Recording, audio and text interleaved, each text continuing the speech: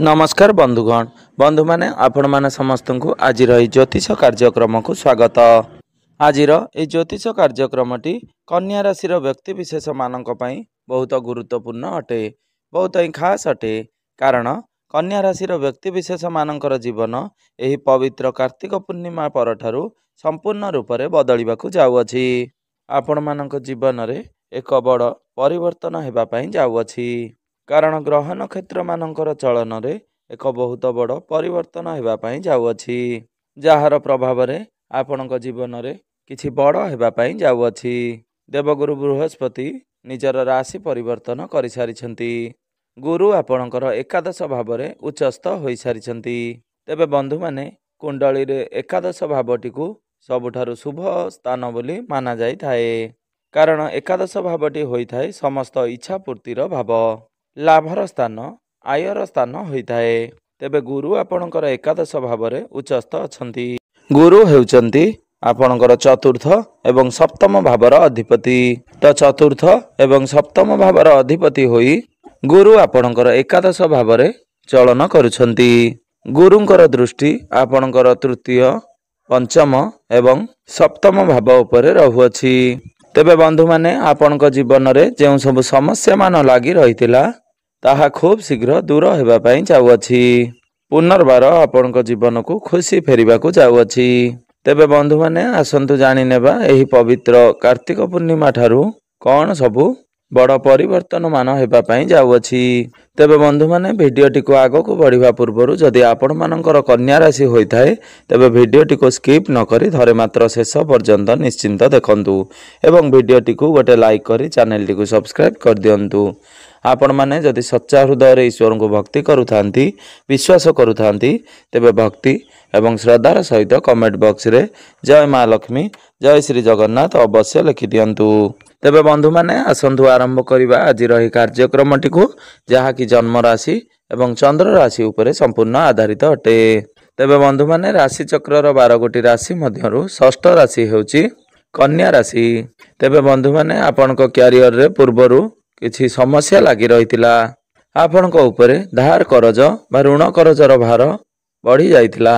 आपण करज सुझिबारे सक्षम होई पारु नथिले, किंतु देवगुरु बृहस्पति आपणकर एकादश भाव रे गोचर करबा फल रे आपण ए सब समस्या रो मुक्ति पाइबे।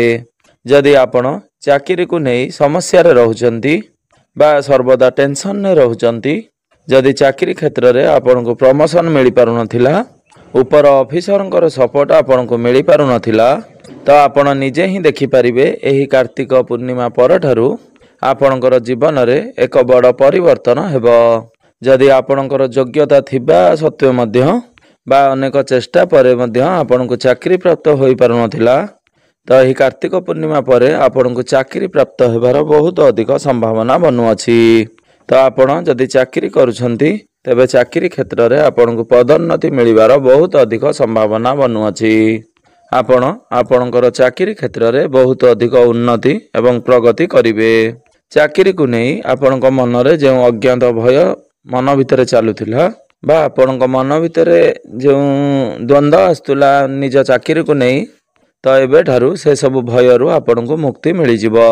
किंतु बंधु माने आपण को आपणक स्वास्थ्य प्रति टिके विशेष ध्यान रखिबार अछि एही कार्तिक पूर्णिमा परठारु। कारण आपणक राशि रो अधिपति बुध आपण तृतीय भाव रे गोचर करूछंती, तो आपणकर एलर्जी इन्फेक्शन हैला भली किछिटा समस्या देखा देई पारे। विशेष करी आपण जेउ आडे बाहर को जिबा आसीबा करूछंती, तो सेते बेले आपण आपणकर त्वचा प्रति विशेष सतर्कता अवलंबन करंतु। किंतु 23 नवेम्बर को बुध आपणकर चतुर्थ भाव को चलन करिवे। सेते बेले चतुर्थ भाव रे बुधंकर स्थिति बहुत ही खास रहिबो। तेबे से 23 नवेम्बर परे आपणकर स्वास्थ्य रे कोनोसी प्रकार समस्या देखा जिवो नाही। एही कार्तिक पूर्णिमा परठारु विद्यार्थी मानक पई समय बहुत भल रहिबो। कारण कुंडलीर पंचम भावटी होई थाए आपणकर शिक्षा क्षेत्रर भाव। तो आपणकर पंचम भावर अधिपति हेउचंती शनिदेव। तो शनि आपणकर केंद्र रे सप्तम भाव रे गोचर करूछंती। तो शनिकर दृष्टि आपणकर प्रथम भाव उपरे रहुची एवं गुरु उच्चस्थ होई आपणकर पंचम भाव को दृष्टि देउछंती। एहार अर्थ हेउची आपणकर शिक्षा क्षेत्र ବହୁତ ହିଁ ଭଲ ରହିବ। ଜ୍ଞାନର କାରକ ଗ୍ରହ ଗୁରୁଙ୍କର ଦୃଷ୍ଟି ଆପଣଙ୍କର ପଞ୍ଚମ ଭାବ ଉପରେ ରହୁଅଛି। ଏହାର ଅର୍ଥ ହେଉଛି ଆପଣଙ୍କ ମଧ୍ୟରେ ଜ୍ଞାନ ବଢ଼ିବ, ବୁଦ୍ଧି ବଢ଼ିବ। ଯଦି ପୂର୍ବରୁ ଆପଣଙ୍କର ମାଇଣ୍ଡ ଡାଇଭର୍ଟ ରହୁଥିଲା, ଆପଣଙ୍କର ଆଦୌ ପାଠପଢ଼ାରେ ମନ ଲାଗୁନଥିଲା ବା ପାଠପଢ଼ା କ୍ଷେତ୍ରରେ ଆପଣଙ୍କର ଏକାଗ୍ରତା ନଥିଲା ବା ପାଠପଢ଼ାକୁ ନେଇ ଆପଣ କନଫ୍ୟୁଜ୍ ହୋଇଯାଉଥିଲେ, ତ କାର୍ତ୍ତିକ ପୂର୍ଣ୍ଣିମା ପରଠାରୁ ଏହି ସବୁ ସମସ୍ୟା ଦୂର ହୋଇଯିବ। ତ ବିଦ୍ୟାର୍ଥୀମାନଙ୍କ ପାଇଁ ଶୁଭ ସମୟ ଆରମ୍ଭ ହୋଇଯିବ। ଏହି କାର୍ତ୍ତିକ ପୂର୍ଣ୍ଣିମା ପରେ ଆପଣ କିଛି ବଡ଼ ଡିସିସନ୍ ନେଇପାରନ୍ତି ଆପଣଙ୍କର ଶିକ୍ଷା କ୍ଷେତ୍ରକୁ ନେଇ। ଏହି କାର୍ତ୍ତିକ ପୂର୍ଣ୍ଣିମା ପରେ ଯଦି ଆପଣଙ୍କର କୌଣସି ଏକ୍ଜାମ୍ ରହିଛି, କମ୍ପିଟେଟିଭ୍ ଏକ୍ଜାମ୍ ରହିଛି ବା ପ୍ରତିଯୋଗିତାମୂଳକ ପରୀକ୍ଷା ରହିଛି ବା କୌଣସି ସରକାରୀ ପରୀକ୍ଷା ରହିଛି, ତେବେ ନିଶ୍ଚିନ୍ତ ଭାବରେ ସେଥିରେ ଆପଣଙ୍କୁ ଅଧିକ ଶୁଭ ଫଳ ପ୍ରାପ୍ତି ହେବ। ଏହି କାର୍ତ୍ତିକ ପୂର୍ଣ୍ଣିମା ପରେ ଆପଣ ଆଡ଼ମିସନ୍ ନେଇପାରନ୍ତି ବା କିଛି ଫର୍ମ ଫିଲ୍ଅପ୍ କରିପାରନ୍ତି। ତ ସବୁ ଦୃଷ୍ଟିରୁ ବିଦ୍ୟାର୍ଥୀମାନଙ୍କ ପାଇଁ ସମୟ ବହୁତ ଭଲ ରହିବ। ଏବେ ଆସନ୍ତୁ ଜାଣିନେବା ଆପଣଙ୍କର ପ୍ରେମ ଜୀବନ କିପରି ରହିବ ଏହି କାର୍ତ୍ତିକ ପୂର୍ଣ୍ଣିମା ପରଠାରୁ। ତ ବନ୍ଧୁମାନେ, କୁଣ୍ଡଳୀର ପଞ୍ଚମ ଭାବଟି ଆପଣଙ୍କର ଶିକ୍ଷାର ଭାବ ହେବା ସହିତ ପଞ୍ଚମ ଭାବଟି ହୋଇଥାଏ ଆପଣଙ୍କର ପ୍ରେମ ଜୀବନର ଭାବ, ଆପଣଙ୍କର ସନ୍ତାନର ଭାବ। ତ ଆପଣଙ୍କର ପଞ୍ଚମ ଭାବର ଅଧିପତି ଶନି ଆପଣଙ୍କ କୁଣ୍ଡଳୀର ସପ୍ତମ ଭାବରେ ଗୋଚର କରୁଛନ୍ତି। ତ ଗୁରୁଙ୍କର ଦୃଷ୍ଟି ଆପଣଙ୍କର ପଞ୍ଚମ ଭାବ ଉପରେ ରହୁଛି।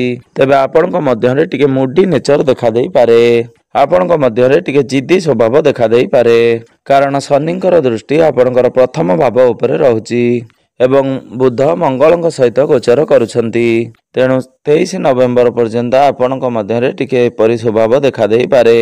ହଠାତ୍ କରି ଆପଣ ଛୋଟ ଛୋଟ କଥାକୁ ନେଇ ନାରାଜ ହୋଇଯିବେ, ଛୋଟ ଛୋଟ କଥାକୁ ନେଇ ଆପଣ ରିଆକ୍ଟ କରିପାରନ୍ତି, ଯାହା ଆପଣଙ୍କର ସାମ୍ନା ବାଲାକୁ ଖରାପ ଲାଗିପାରେ। କିନ୍ତୁ ସେପରି କିଛି ବଡ଼ ପ୍ରୋବ୍ଲେମ୍ ଆପଣଙ୍କ ପ୍ରେମ ଜୀବନରେ ଦେଖାଦେବ ନାହିଁ, କାରଣ ଗୁରୁଙ୍କର ଶୁଭ ଦୃଷ୍ଟି ଆପଣଙ୍କର ପଞ୍ଚମ ଭାବ ଉପରକୁ ରହୁଛି ଏବଂ ଶନି ଆପଣଙ୍କ କେନ୍ଦ୍ରରେ ଗୋଚର କରୁଛନ୍ତି। ଆପଣଙ୍କ ମଧ୍ୟରେ ଯେତେ ଲଢ଼େଇ ଝଗଡ଼ା ହେଲେ ମଧ୍ୟ ବା ଯୁକ୍ତିତର୍କ ହେଲେ ମଧ୍ୟ ଆପଣଙ୍କ ମଧ୍ୟରେ ଭଲ ପାଇବା ସୁଦୃଢ଼ ରହିବ। ତ ବୈବାହିକ ଜୀବନ କଥା ହେବା ଯଦି, ତ କୁଣ୍ଡଳୀର ସପ୍ତମ ଭାବଟି ହୋଇଥାଏ ଆପଣଙ୍କର ବୈବାହିକ ଜୀବନର ଭାବ, ଆପଣଙ୍କର ଜୀବନ ସାଥୀଙ୍କର ଭାବ।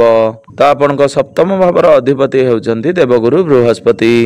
ତ ଗୁରୁ ଆପଣଙ୍କର ଲାଭ ସ୍ଥାନରେ ଗୋଚର କରୁଛନ୍ତି। ତ ଗୁରୁଙ୍କର ଦୃଷ୍ଟି ଆପଣଙ୍କର ସପ୍ତମ ଭାବରେ ହିଁ ରହୁଛି, ନିଜର ସ୍ୱଗୃହ ଉପରେ ରହୁଛି। ଏହାର ଅର୍ଥ ହେଉଛି ଆପଣଙ୍କର ବୈବାହିକ ଜୀବନ ବହୁତ ହିଁ ଭଲ ରହିବ। ଯେହେତୁ ଶନି ଆପଣଙ୍କର ସପ୍ତମ ଭାବରେ ଗୋଚର କରୁଛନ୍ତି, ତ ଆପଣ ଆପଣଙ୍କର ପାର୍ଟନରଙ୍କ ମଧ୍ୟରେ ଟିକେ ଜିଦ୍ଦି ସ୍ୱଭାବ ଦେଖିପାରନ୍ତି, କିନ୍ତୁ ଆପଣ ଆପଣଙ୍କର ଜୀବନସାଥୀଙ୍କ ମଧ୍ୟରେ ଟିକେ ଭଲ ପରିବର୍ତ୍ତନ ଦେଖିବା ପାଇଁ ପାଇବେ। ଆପଣ ଦୁଇ ଜଣ ମିଶି କିଛି ବଡ଼ ପ୍ଲାନିଂ କରିପାରନ୍ତି, ଆପଣ ଦୁଇ ଜଣ ମିଶି କେଉଁଆଡ଼େ ବୁଲାବୁଲି କରିବାକୁ ଯାଇପାରନ୍ତି। ଆପଣଙ୍କର ଜୀବନସାଥୀଙ୍କର ପର୍ସନାଲ ଏବଂ ପ୍ରଫେସନାଲ ଲାଇଫରେ ଗ୍ରୋଥ ଦେଖିବା ପାଇଁ ପାଇବେ। ତ ବୈବାହିକ ଜୀବନ ଏହି କାର୍ତ୍ତିକ ପୂର୍ଣ୍ଣିମା ପରଠାରୁ ବହୁତ ହିଁ ଭଲ ରହିବ।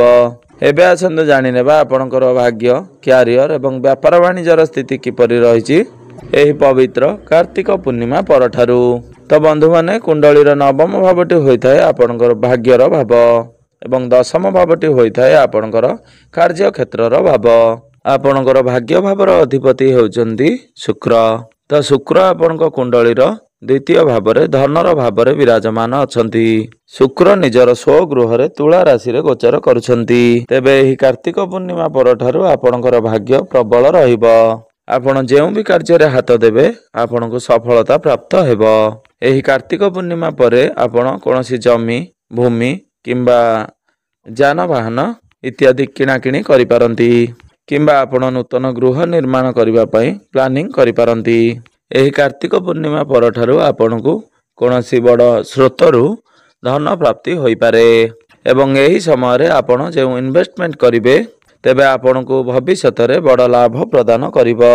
ଏହି କାର୍ତ୍ତିକ ପୂର୍ଣ୍ଣିମା ପରେ ଆପଣ କୌଣସି ଶୁଭ ମାଙ୍ଗଳିକ କାର୍ଯ୍ୟର ଆୟୋଜନ କରିପାରନ୍ତି, ଆପଣ କୌଣସି ଧାର୍ମିକ ସ୍ଥାନକୁ ଯାତ୍ରା କରିପାରନ୍ତି, ଆପଣ କୌଣସି ଧାର୍ମିକ କାର୍ଯ୍ୟରେ ଯୋଗଦାନ କରିପାରନ୍ତି। ତେବେ ଭାଗ୍ୟ ସମ୍ବନ୍ଧିତ ଆପଣ କୌଣସି ବି ନିର୍ଣ୍ଣୟ ନେବା ପାଇଁ ଚାହୁଁଛନ୍ତି ତେବେ ବିନା ଦ୍ୱିଧାରେ ଆପଣ ତାହା କରିପାରିବେ, କାରଣ ଆପଣ ଯେଉଁ ବି କାର୍ଯ୍ୟରେ ହାତ ଦେବେ ସେଥିରେ ନିଶ୍ଚିନ୍ତ ଭାବରେ ଆପଣଙ୍କୁ ସଫଳତା ପ୍ରାପ୍ତି ହେବ। ତ ଆପଣଙ୍କର କାର୍ଯ୍ୟକ୍ଷେତ୍ର ତଥା କ୍ୟାରିୟର କଥା ଯଦି ହେବା, ତ तो आपणकर दशम भावर अधिपति होउचंती बुध। बुध आपणक कुंडलीर तृतीय भावरे चलन करुछंती एवं मंगल मध्य आपणकर तृतीय भावरे गोचर करुछंती। तो मंगलंकर दृष्टि मध्य आपणकर कुंडलीर दशम भाव उपरकु रहुची। तो कार्यक्षेत्र सहित आपण एनर्जेटिक रहिबे, मात्र आपण टिके मुडी स्वभावर रहिबे। बुध आपणकर तृतीय भावरे थिबा कारणरू काम कार्य रे आपण सेतेटा मन देबे नाही। आपण निजर काम कार्य को एड़ाई पारंती। तो बंधु माने भाग्य तो आपणकर साथ देउची, मात्र जदि आपणक पाखरे कोनोसी चाकरी नाही तेबे आपण मानकु चाकरी प्राप्त हेबार बहुत अधिक संभावना बनुअछि। किंतु आपण जदि चाकरी करूछंती तेबे चाकरी क्षेत्र रे आपणकर माइंड टिके डाइवर्ट होई पारे। आपणकर कार्य को काली करिवि परदिन करिवि एपरि कहि टाली चलिबे। काम को नहीं आपणक मध्य टिके सैटिस्फैक्शन रहिबो नाही। निजर काम को आपण चेंज करिबा पई चेष्टा करिवे। तो काम कार्य आपणकर टिके एवरेज रहिबो। तो व्यापार वाणिज्यर कथा हेबा जदि एही कार्तिक पूर्णिमा पर आपणकर व्यापार वाणिज्य टिके भल रहिबो।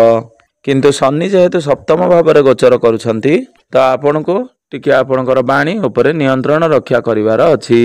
बृहस्पति जेहेतु आपणकर एकादश भावरे अछंती, एथिपाई आपणकर डेली इनकम बढ़िबो। फाइनेंशियल ग्रोथ मध्य हेबो। आपणकर व्यापार वाणिज्य रे प्रॉफिट हेबो। आपणकर व्यापार रे ग्रोथ देखिबा को पाइबे। किंतु शनि जेहेतु सप्तम भावरे विराजमान अछंती, तेबे शनि हेउचंती कर्मर कारक ग्रह। तेबे आपणको टिके अधिक परिश्रम करिबा को पड़िबो, भागदौड़ करिबा को पड़िबो। आपणको ऊपर रेस्पॉन्सिबिलिटी बढ़िबो।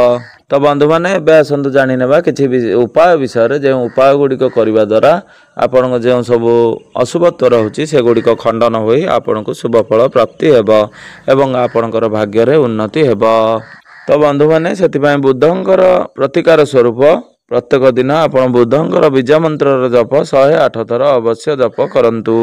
प्रत्येक बुधवार दिन गोमाता को सबुज चारा खाइबा पई दियंतु एवं प्रभु विघ्न विनाशक गणेश को दुब अर्पण करंतु एवं प्रत्येक दिन गायत्री मंत्र जप 108 थर अवश्य करंतु एवं प्रत्येक दिन आपण उदित सूर्य को तंबा पात्र रे जलार्घ्य अर्पण करंतु एवं प्रत्येक दिन आपण हनुमान चालीसार पाठ अवश्य करंतु।